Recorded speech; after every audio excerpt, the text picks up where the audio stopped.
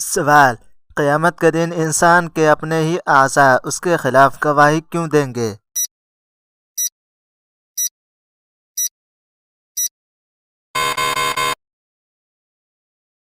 جواب: کیونکہ اللہ تعالیٰ ان کے اعضاء کو بولنے کی طاقت دے گا اور وہ سچ سچ بتا دیں گے کہ انسان نے کیا کیا عمل کیے۔ سوال: وہ کون سا نیک عمل ہے جو انسان کی موت کے بعد بھی مسلسل اس کے نامۂ اعمال میں شمار ہوتا ہے؟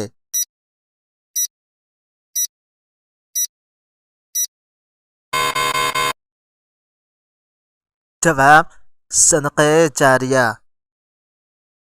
سوال: قرآن کے مطابق دنیا کی رنگینیوں کو دھوکہ کیوں کہا گیا؟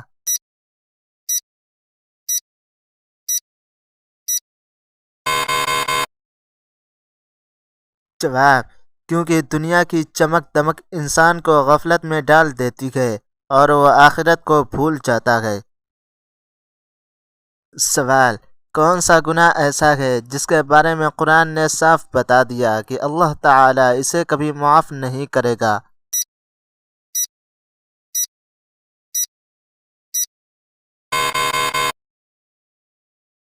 جواب: شرک، یعنی اللہ تعالیٰ کے ساتھ کسی کو شریک ٹھہرانا۔ سوال: نماز کو وقت پر پڑھنے کو اللہ تعالیٰ کا سب سے محبوب عمل کیوں کہا گیا؟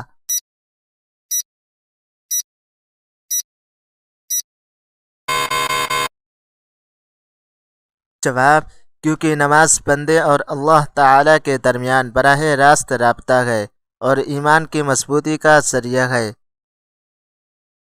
سوال: قرآن و حدیث کے مطابق سب سے عقل مند انسان وہ کیوں ہے جو موت کو یاد رکھتا ہے؟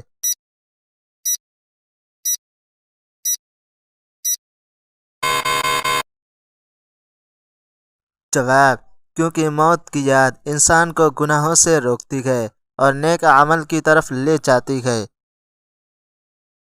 سوال: قرآن کے مطابق کون سا انسان سب سے زیادہ خسارے میں ہے؟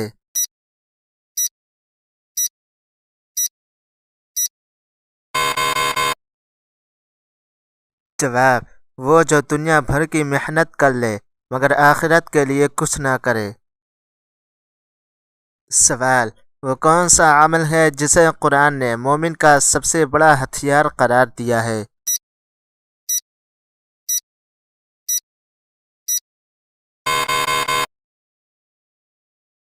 جواب: صبر۔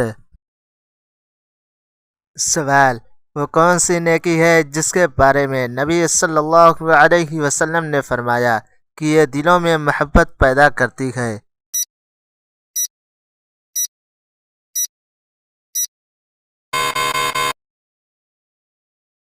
جواب: سلام کرنا۔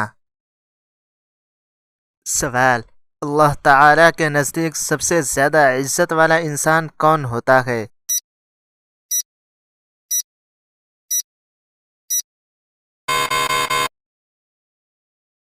جواب: جو سب سے زیادہ تقوی والا ہو۔ سوال: وہ کون سی چیز ہے جو قرآن کے مطابق انسان کے لیے سب سے بڑی آزمائش ہے؟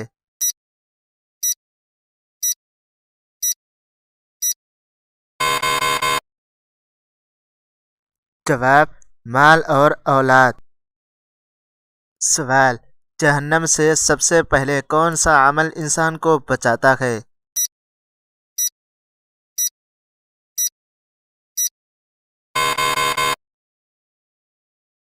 جواب: سچی توبہ۔ سوال: وہ کون سی مصیبت ہے جس کے آنے پر مومن کا درجہ بڑھا دیا جاتا ہے؟